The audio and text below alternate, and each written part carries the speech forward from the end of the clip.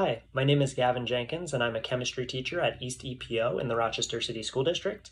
And today, my teacher leader, Mary Courtney, and I are going to be sharing how we have been teaching chemistry at home during school closures. When school first shut down, we knew that we wanted to still continue to have our students doing hands-on chemistry and to continue to wonder about the world around them. Each week, we have students do one experiment and one reading about a chemistry phenomenon, and then try to draw meaningful connections between them. We focus our chemistry experiments around what students might be able to find in their home, so in their kitchen, their bathroom, or safely in their neighborhood, to make sure that they're accessible as possible to all of our learners. During this week, we had students investigate what would happen if you put an egg into different liquids, like vinegar, juice, soda, and more. We encourage students to use their own materials, try a new experimental design, and then share their findings with us and their peers.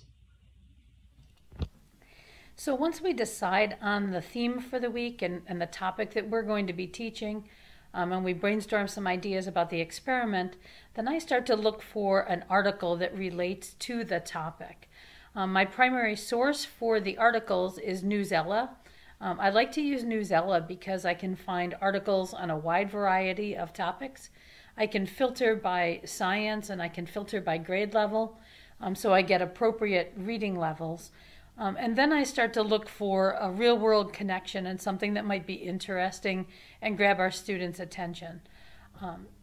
Usually I take one certain reading level, and then from the site you can take a higher and a lower reading level. It's one of the nice things about using Newsela is that there's leveled readings. And from that, then I prepare the quiz that goes with it. Newsela provides quiz questions, ELA based, so it's reading for content, but they also have science prompts for writing, and I usually use the science prompt for one of the short answer questions. Our co-teachers can then use a different leveled reading if they need to for students who need a higher or a lower level of reading. If I can't find anything on Newsela, then I go into American Chemical Society Chem Matters and start to look there.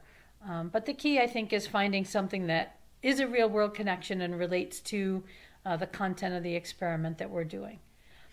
So that about wraps up how we choose and where we choose our materials during this COVID shutdown, and how we're trying to engage our students and keep them active in learning chemistry at home even during this strange time.